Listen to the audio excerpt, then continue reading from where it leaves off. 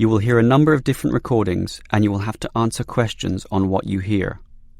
There will be time for you to read the instructions and questions and you will have a chance to check your work.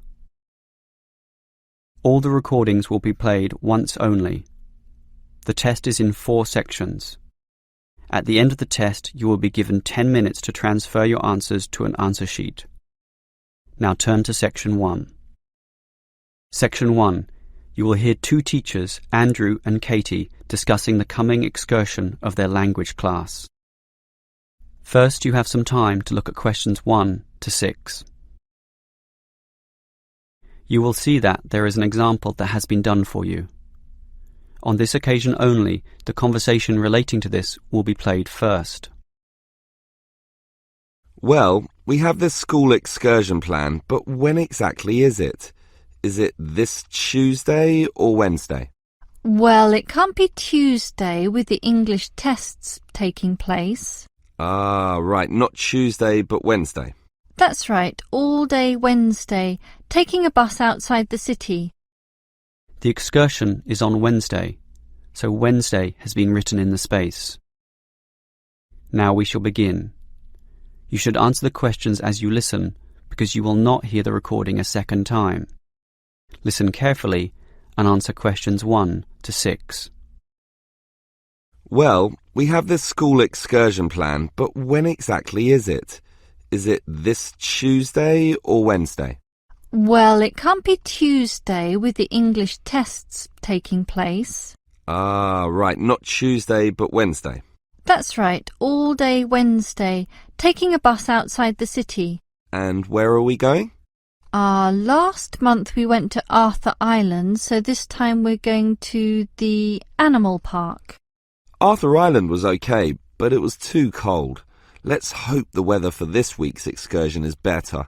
I don't suppose animals care about bad weather, but I certainly do. Have you heard the forecast? Yes, and it's not too bad. Basically, they're saying Monday will be sunny. Good. But then the weather will change. Not so good. Yes, Tuesday we'll have some showers, but by Wednesday, the day of our excursion, it will be, well, their words are cold and cloudy. Cold and cloudy. Well, as long as it isn't wet and rainy, I'm happy enough. We won't need umbrellas, just warm clothing. And what time will we get there? Let's see, the bus picks us up at 8:30 a.m. and then it's an hour and a half on the road, so we arrive at 10 a.m. Sorry, with the 15-minute break, that will actually be 10:15 a.m. That's early enough. Then all our students can see the animals, have their fun, and do whatever they want to do. Well, one fun event planned that day is Birds of Prey. What's that? That's when they bring out several birds of prey, eagles, falcons, kites, those sorts of birds, and throw pieces of meat into the air, and the birds swoop down and eat them. It's quite impressive. Sounds great. Birds of prey. Are there any other activities? There's a catered lunch at the park restaurant. We've already paid for that. And in the afternoon there's... Well, I had a choice between the reptile display and the koala handling.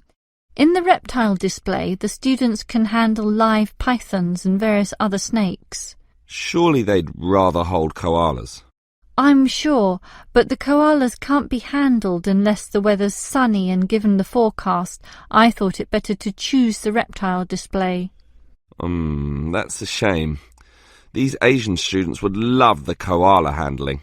Yes, I know, but we can't control the weather. And then we get back. What time will that be? We leave the park at 4:30, but then we face traffic, so we won't get back until well after 6 p.m. It will most likely be 6:30, but that's better than the last trip. We didn't get home until 8:30 that time. Yes, that was a bit too late, wasn't it? Before you hear the rest of the conversation, you have some time to look at questions 7 to 10. Now listen and answer questions 7 to 10. Andrew, I understand you've been doing some research regarding the breakdown by nationality of our student body. That must have produced some interesting results. You're right. I got some statistics from head office. I would imagine that most of our students are either Japanese or Chinese. You imagine right. But it's the Chinese who constitute the majority, but only just. I had thought Koreans might be second, but it's actually the Japanese, quite close behind. It's somewhat surprising, but obviously all those study tours that our university markets in Japan are bringing in students. What's the breakdown exactly? Japanese are a quarter of the whole, which is considerable. Last year they were only 16%, so that market has grown nicely. The only other proportions of some weight are the Indonesians and Koreans, about the same. Indonesians at 15% and the Koreans are a little higher, not like last year when they were less than 10%. I thought we'd have more Indonesians than Koreans. Well, as I said, they're about the same. Just like the Saudi and Thai student numbers, almost the same also, both just under 10. Which one is bigger? Thai students number just a fraction more. As for the other nationalities, collectively they're only 3%, so it wasn't worth giving each of them a separate category. I just grouped them under other. That's Vietnamese, South American, a couple of Russians, and so on. That is the end of section 1. You now have half a minute to check your answers.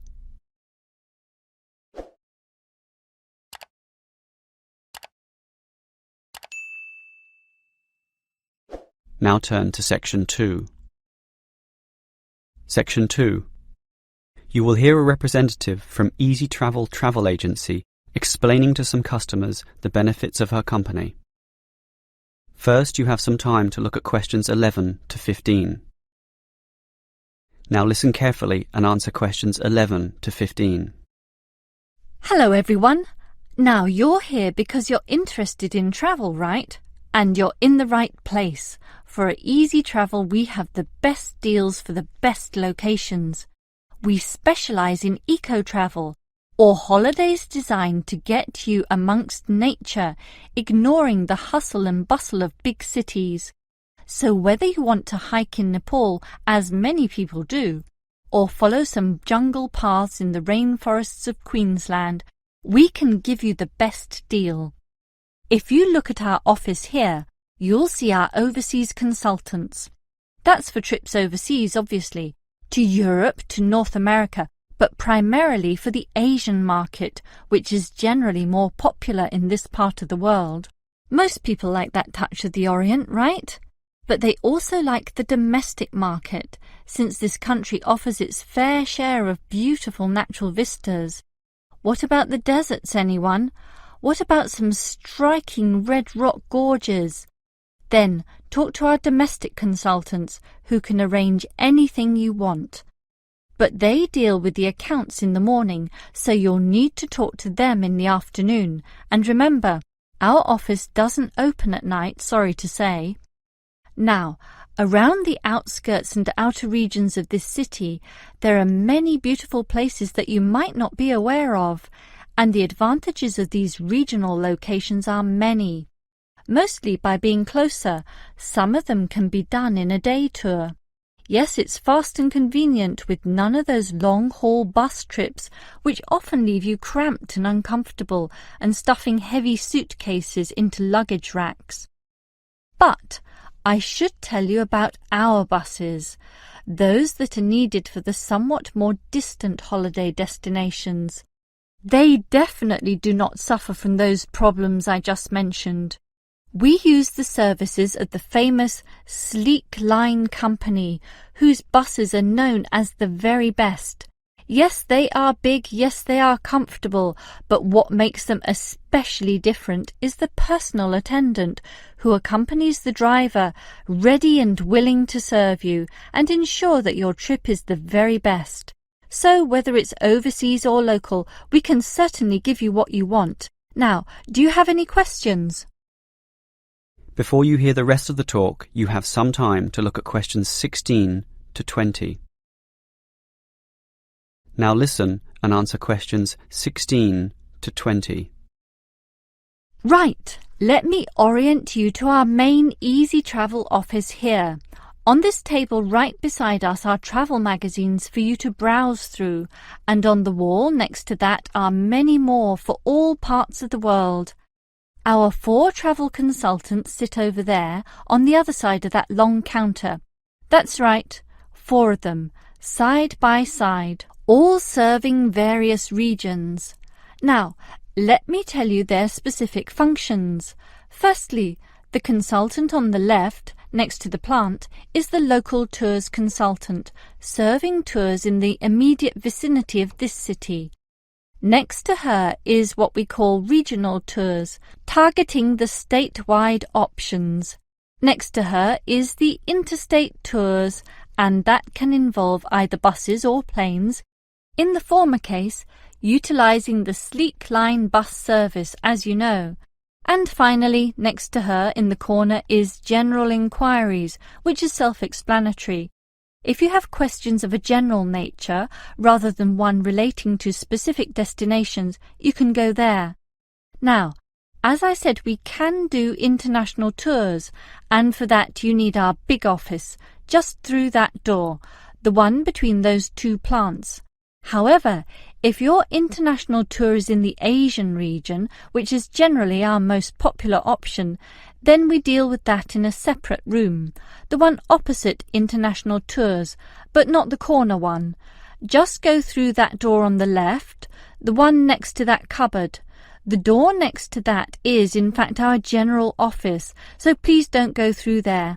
That's reserved for staff members only. That is the end of section 2. You now have half a minute to check your answers.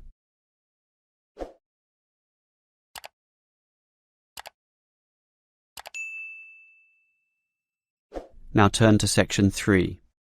Section 3. You will hear 2 students, Sam and Liz, discussing their university orientation program.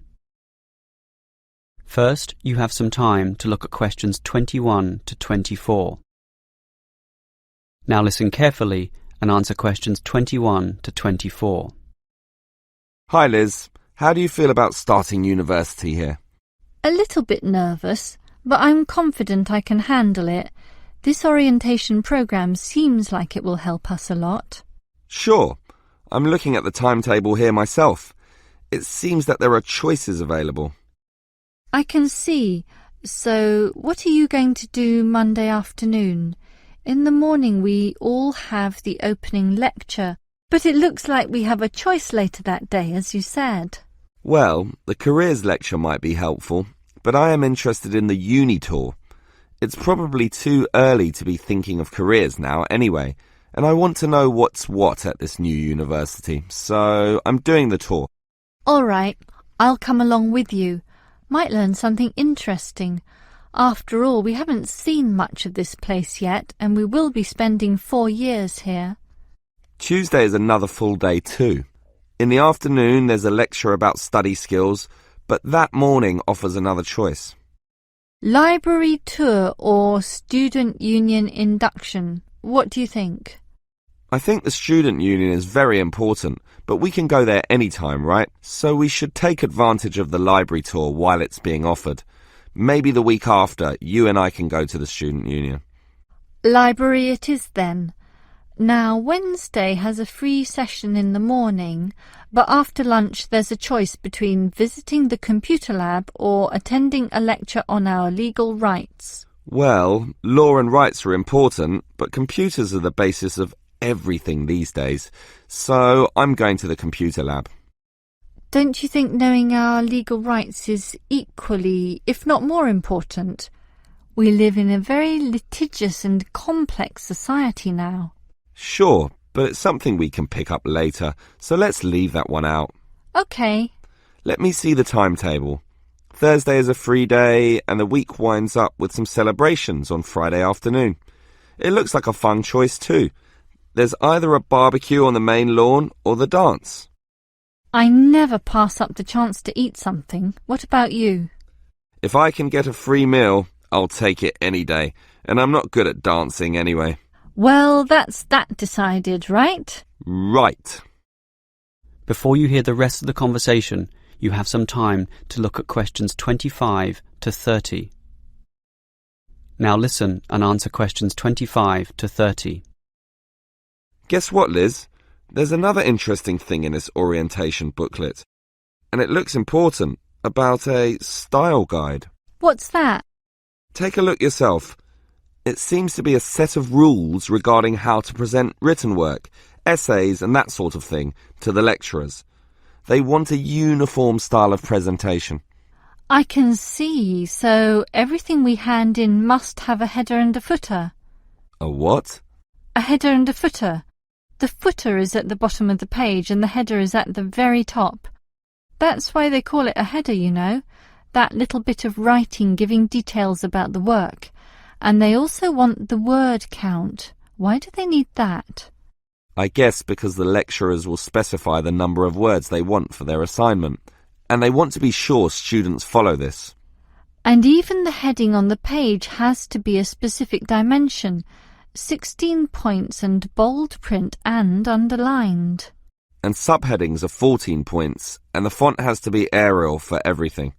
Yes, the main text is Arial too, as you said, and the size is 12 points, with the header and footer being slightly smaller at 10 points each. Well, it seems logical. The size of everything is in proportion to its importance. But why do they need the spacing of the main text to be 1.5? The header and footer are different. They're only single-spaced. Probably to allow the teacher to insert comments or corrections, or just to make it all more readable, I suppose. And we need wide margins on the left, right, top and bottom, probably for the same reason. Lots of space to allow the addition of comments. That's a bit scary, actually. It seems to assume we will be making mistakes.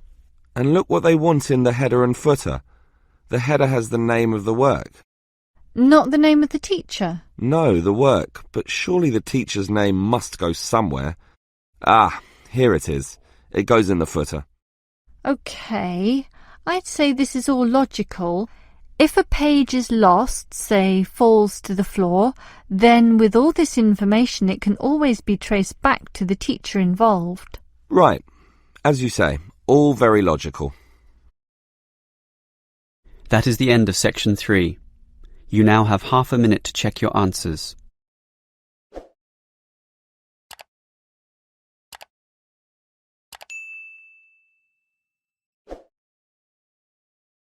Now turn to section 4. Section 4.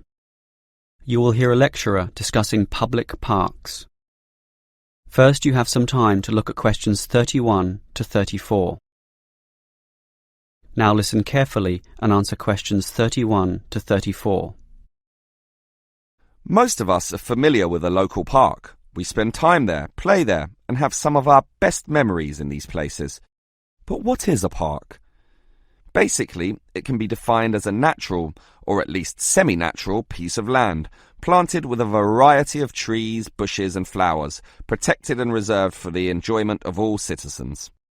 There are usually regulations about the sorts of behaviour that can take place within, and sometimes there are facilities such as children's playgrounds or fields for ball games and other sorts of activities.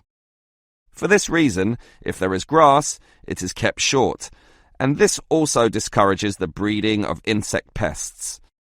A well-maintained park actually needs a lot of people to look after it, and more so if the park showcases special plants, flowers or trees, in which case it is called a botanic garden.